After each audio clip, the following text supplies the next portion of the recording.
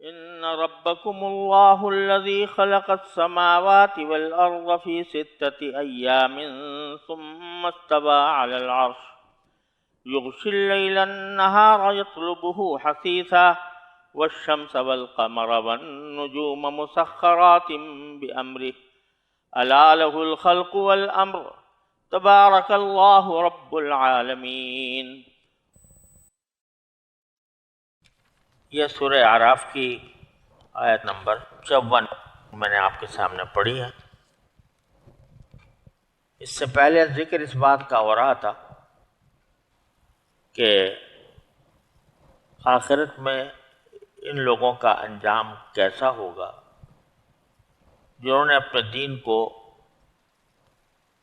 کھیل تماشا بنا لیا اور دنیاوی زندگی کے نے جو ان کو گمراہ کیا اس گمراہی میں پھر گئے اور اللہ تعالیٰ کی آیتوں کو جھٹلایا۔ یہ عجیب و غریب معاملہ تھا کہ کفار عرب یہ بات تسلیم کرتے تھے، مانتے تھے، کسی کو بھی اس سے انکار نہیں تھا کہ آسمان و زمین اور اس میں پیدا ہونے والی تمام چیزوں کا خالق در حقیقت اللہ تبارک و تعالی ہی ہے۔ یہ بات قرآن کریم نے کئی جگہ بیان فرمائی ہے کہ ان سے پوچھو کہ کس نے پیدا کیا آسمان و زمین کو، تو وہ یہ کہیں گے کہ اللہ نے پیدا کیا۔ تو خالق ہونے سے ان کو کوئی انکار نہیں ہے،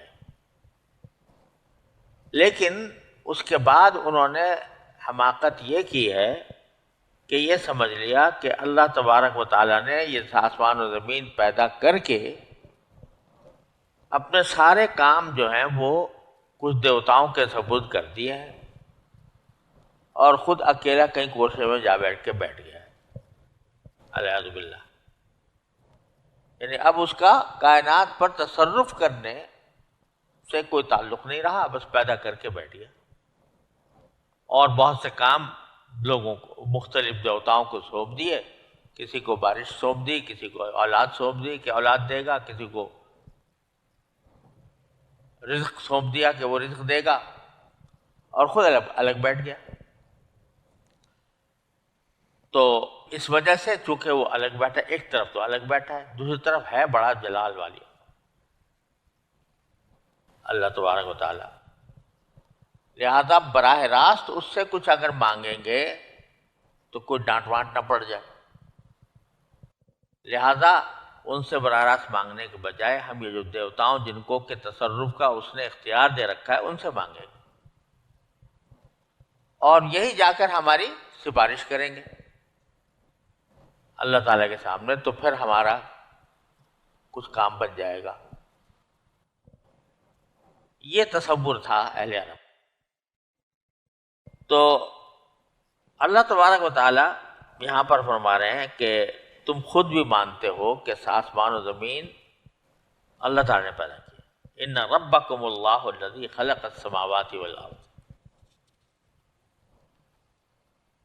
اور یقیناً تمہارا پروردگار وہ اللہ ہے جس نے سارے آسمان اور زمین 6 دن میں بنائے، پھر اس نے عرش پر استوا فرمایا۔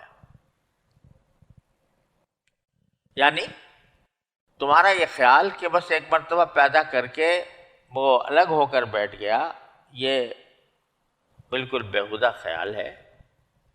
وہی پرورش کرنے والا بھی ہے، خالق ہے تو پرورش کرنے والا بھی ہے، اور پرورش کرنے کے لیے اس نے یہ کیا ہے کہ اپنے عرش پر وہ مستوی ہے، اور عرش کے پر مستوی ہونے کا نتیجہ یہ ہے کہ ساری کائنات اس کے حکم پر چل رہی ہے۔ رزق دیتا ہے تو وہ بھی وہی دیتا ہے، اولاد دیتا ہے تو وہ بھی وہی دیتا ہے، بارش برساتا ہے تو وہ بھی وہی برساتا ہے۔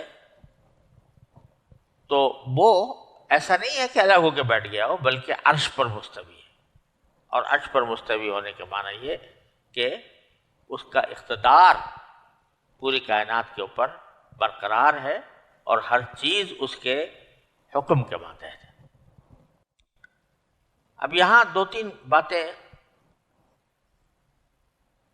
سمجھ لینے کی ہیں. ایک تو اللہ تعالیٰ نے فرمایا کہ ہم نے آسمان و زمین کو 6 دن میں پیدا کیا. تو حقیقت تو یہ ہے کہ قرآن کریم نے بھی جگہ جگہ فرمایا ہے اور حقیقت بھی یہی ہے کہ اللہ تبارک و تعالیٰ کو کسی واسطے اور سبب کی ضرورت نہیں ہوتی کوئی چیز پیدا کرنے کے لیے.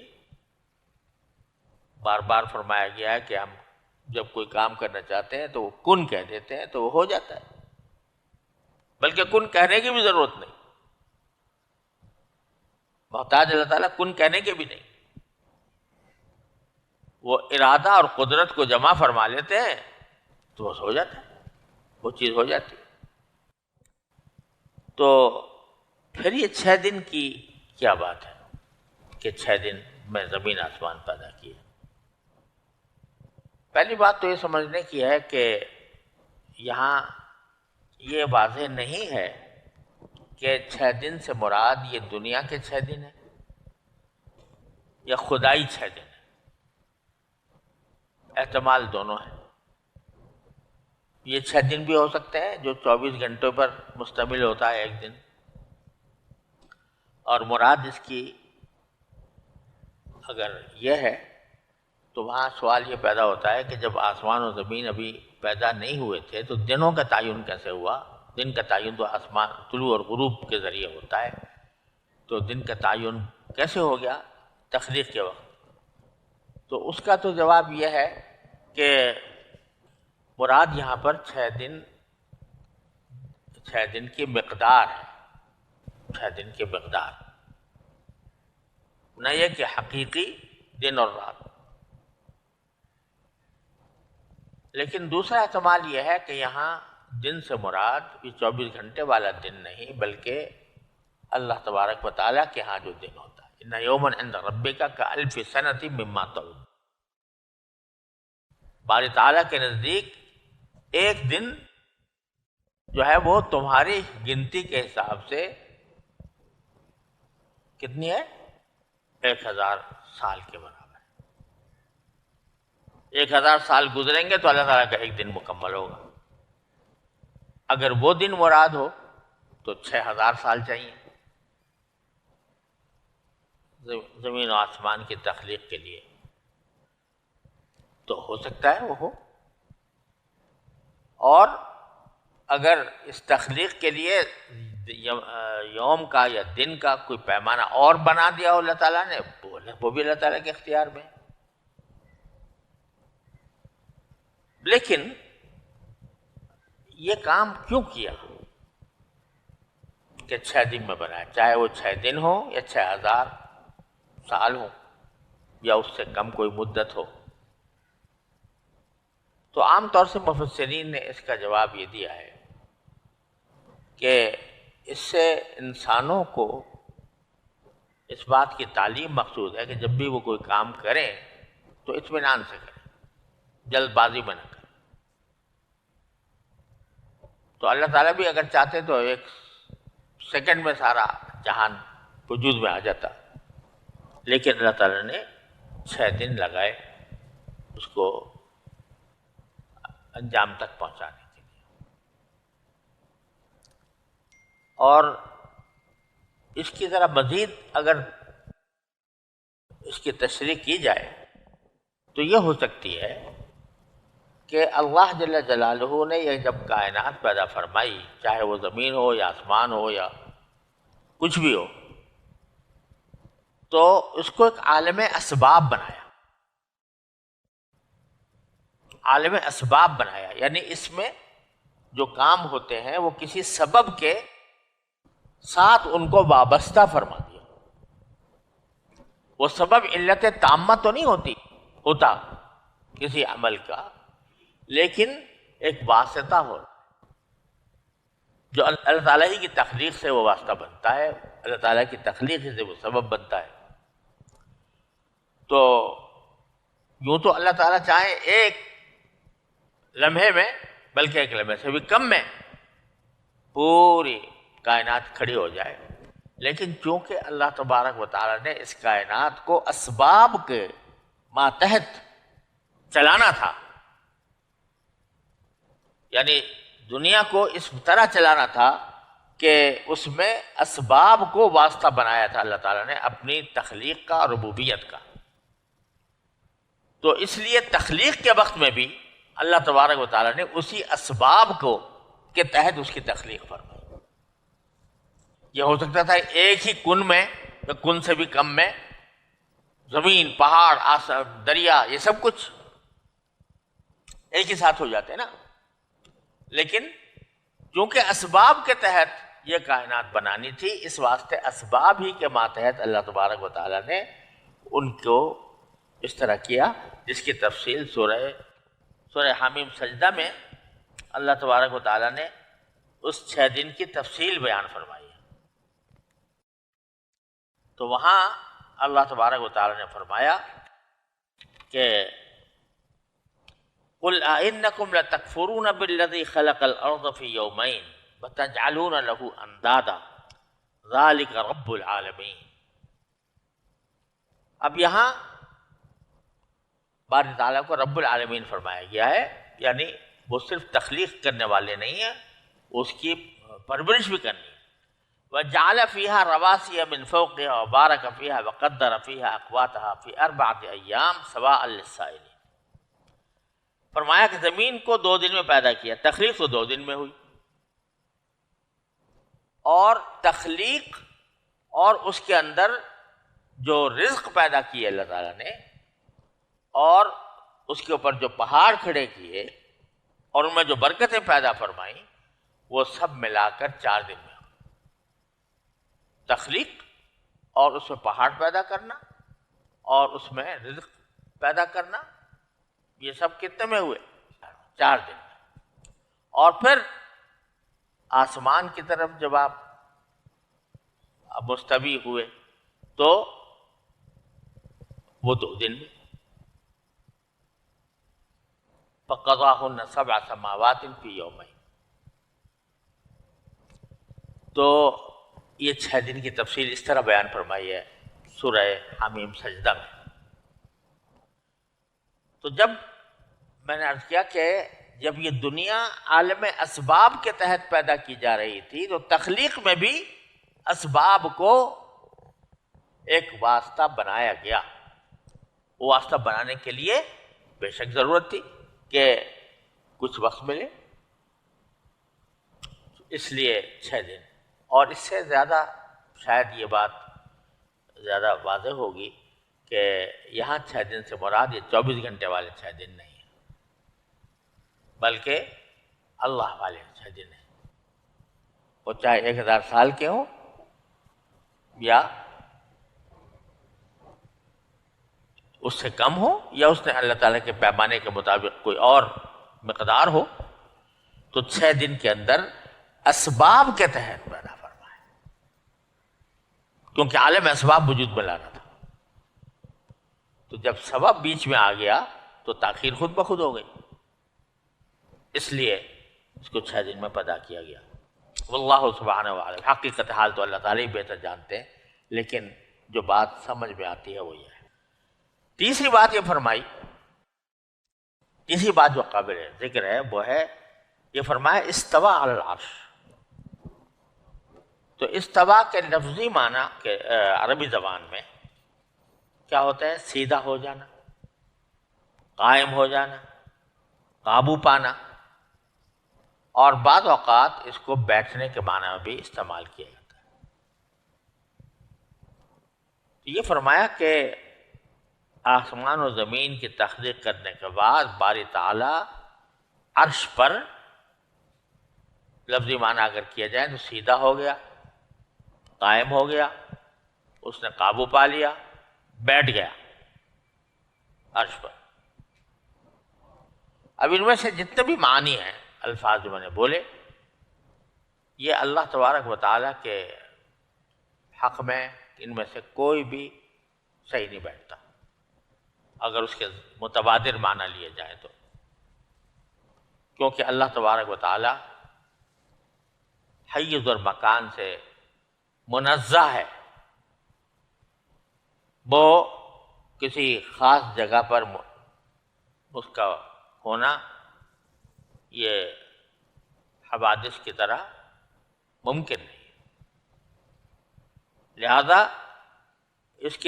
اس کا ترجمہ اگر یہ کیا جائے کہ وہ اس طرح بیٹھا عرش پر جیسے کہ کوئی بادشاہ عرش پر بیٹھتا ہے اعوذ باللہ، تو یہ معنی صحیح نہیں ہوگا. البتہ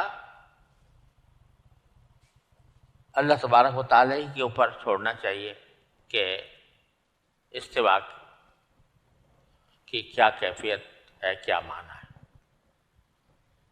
یہ یقین ہے کہ اس کے وہ معنی نہیں ہے جو انسان کے بیٹھنے کے ہوتے ہیں یا کسی حادث مخلوق کے بیٹھنے کے جو معنی ہوتے ہیں وہ ہرگز مراد نہیں ہے. یہ بات بالکل طے ہے. لیکن کیا مراد ہے، تو اس مراد کے بارے میں صحیح طریقہ یہ ہے کہ اس کو اللہ تعالیٰ پر چھوڑا جائے. اللہ تعالیٰ ہی بہتر جانتے ہیں کہ اس کی کیفیت کیا تھی اور کیا مراد ہے اس سے. لیکن ایک بات بالکل واضح ہے، وہ یہ کہ اس جملے سے جو اصل مقصود ہے، چاہے اس کو لفظی معنی لیے جائیں جیسا کہ علامہ ابن تیمیہ کہتے ہیں کہ لفظی معنی مراد ہوں گے، لیکن وہ حوادث کے استوا سے مختلف ہوگا اور حوادث کے جیسا استوا حوادث جیسا بیٹھنا نہیں ہوگا. اس کی کیفیت اللہ تعالیٰ بہتر جانتے ہیں. لیکن جمہور کے قول کے مطابق یہ اس میں تفویض کرنی چاہیے. اللہ تبارک و تعالیٰ بہتر جانتے ہیں کہ استوا سے کیا مراد ہے. تو دونوں صورتوں میں اتنی بات تو واضح ہے کہ مقصود اس سے اللہ تبارک و تعالیٰ کے اقتدار کا بتانا ہے کہ اللہ تبارک و تعالیٰ کا اقتدار، وہ اپنے اقتدار پر متمکن ہے. متمکن ہونے کا معنی یہ نہیں کہ اب کسی مکان میں ہے، بلکہ اسے اقتدار کا مکمل اختیار حاصل ہے. یہ تو اس کو تعویل کہہ لو، جیسا کہ بہت سے متکلمین نے اس کو تعویل یہ کی ہے. لیکن میں کہتا ہوں تعویل نہ بھی ہو بلکہ تفویض ہو یا وہ توجیہ ہو جو علامہ ابن تیمیہ وغیرہ نے کی ہے علی علتہ، تو وہ دونوں صورتوں میں مقصود اصلی کیا بیان کرنا ہے؟ مقصود اصلی تو یہی بیان کرنا ہے کہ اللہ تبارک و تعالی نے وہ عرش پر پوری طرح قابو پا لیا، اور بتلانا یہ مقصود ہے کہ نفی کرنی ہے، تردید کرنی ہے ان مشرکین کی جو یہ کہتے تھے کہ پیدا کرنے کے بعد بیٹھ گیا کہیں الگ، اور اب اس کا تصرف ہے کائنات سے کوئی تعلق نہیں. تو فرمایا کہ نہیں، ایسا نہیں ہے. پیدا کیا آسمان و زمین کو 6 دن میں، پھر عرش پر مستوی ہو گیا، یعنی اس نے مکمل اقتدار حاصل کر لیا تمام چیزوں پر. ایسا نہیں کہ کہیں الگ ہو کر بیٹھ گیا، اور وہ وہاں سے تمام احکام چلا رہا ہے، وہیں سے پوری کائنات کے اوپر اس کا تسلط ہے اور اس کا حکم چلتا ہے، اور اس کی کہنے پر اور اس کی قدرت سے زمین و آسمان کا نظام قائم ہے، لیل و نہار کا نظام قائم ہے. یغشی اللیل النہار، کہ دن کو رات کی چادر اڑا دیتا ہے. ایک خوبصورت استعارہ استعمال فرمایا کہ دن ہے پھر اس کے اوپر رات کی چادر آ جاتی ہے، رات کی چادر اڑا دیتا ہے. یطلبہ حثیثا،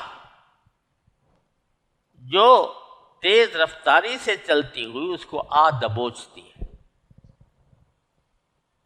حثیث کے معنی ہے تیز رفتار، یعنی اللہ تبارک و تعالیٰ کے حکم کے تحت یہ شمس و قمر، یہ لیل و نہار، یہ سب بڑی سرگرمی سے کام کر رہے ہیں اور ایک خاص نظام کے تحت کر رہے ہیں. تو کیا ہوتا ہے کہ جلدی سے آ دبوچتی ہے رات دن کو. والشمس والقمر والنجوم مسخرات بامرہ، اور سورج اور چاند تارے اللہ تبارک و تعالی نے پیدا فرمائے ہیں. صرف اتنا ہی نہیں کہ پیدا کر لیے، بلکہ مسخرات بامرہ، جو سب اس کے حکم کے آگے رام ہیں. مسخر ہے یعنی رام ہے. تو تم یہ سمجھ رہے ہو کہ اللہ تعالیٰ نے تو بس پیدا کر کے چھوڑ دیا کائنات کو اور اب وہ لات و عزا چلا رہے ہیں، العیاذ باللہ. تو ایسا نہیں ہے، بلکہ مسخرات بامرہ. الا لہ الخلق والامر، خوب سن لو، یاد رکھو کہ پیدا کرنا بھی اس کا کام ہے اور حکم چلانا بھی اس کا کام. تم جو سمجھ رہے ہو کہ پیدا کر کے بیٹھ گئے حکم کوئی اور چلاتا ہے، تو ایسا نہیں ہے، بلکہ پیدا کرنا بھی اس کا کام ہے اور حکم چلانا بھی اس کا کام ہے. تبارک اللہ رب العالمین. بڑی شان ہے اللہ کی جو تمام جہانوں کا پروردگار ہے. تبارکہ اصل میں نکلا ہے برکت سے، اور تبارکہ میں مبالغے کا مفہوم ہے کہ بہت بابرکت ہے اللہ تبارک. بابرکت ہونے میں رحمت کا پہلو بھی ہے. اللہ تبارک و تعالی کی برکتیں جب کسی کو حاصل ہوتی ہیں تو اس کی رحمت بھی متوجہ ہوتی ہے. تو اللہ تبارک و تعالیٰ کی دو صفتوں کو بیان کرنا یہاں مقصود ہے. ایک یہ کہ وہ برکت والا ہے، یعنی اس کے ہر کام میں برکت ہے. دوسرا یہ کہ وہ رحمت والا ہے، کہ وہ رحمت کے ساتھ اپنی مخلوقات سے برتاؤ کرتا ہے. اور رب العالمین ہے، یعنی جہانوں کو کی پرورش کرنے والا ہے. تو ایک طرف تو یہ بتا دیا کہ پیدا کر کے نہیں بیٹھ گیا، بلکہ تربیت اور پرورش بھی اللہ تعالیٰ ہی کر رہا ہے تمام جہانوں کی. اور دوسری طرف یہ بتا دیا کہ وہ برکت اور رحمت والا ہے. لہذا تمہارے ذہن میں جو یہ تصور ہے کہ وہ اتنا جلالی ہے کہ اس سے براہ راست دعا مانگنا بڑا مشکل ہے، تو اس راستے بیچ میں دیوتاؤں کو ڈال کر ہم ان سے مانگتے ہیں اور ان کو سفارشی بنا کر کرتے ہیں. ارے چھوڑو بھی ان سب باتوں کو. وہ تو رب العالمین ہے، وہ برکت اور رحمت والا ہے. لہذا براہ راست اس سے تعلق قائم کرو، براہ راست اس سے مانگو جو کچھ مانگنا ہے، بجائے اس کے کہ تم دوسروں کے ذریعے مانگتے رہو. چنانچہ اگلے جملے میں آ رہا ہے ادعوا ربکم تضرعا وخفیہ، اپنے پروردگار کو عاجزی سے اور چپ کے مانگا کرو اللہ سے. انہ لا يحب المعتدین، اللہ تعالیٰ حد سے گزرنے والوں کو پسند نہیں کرتا.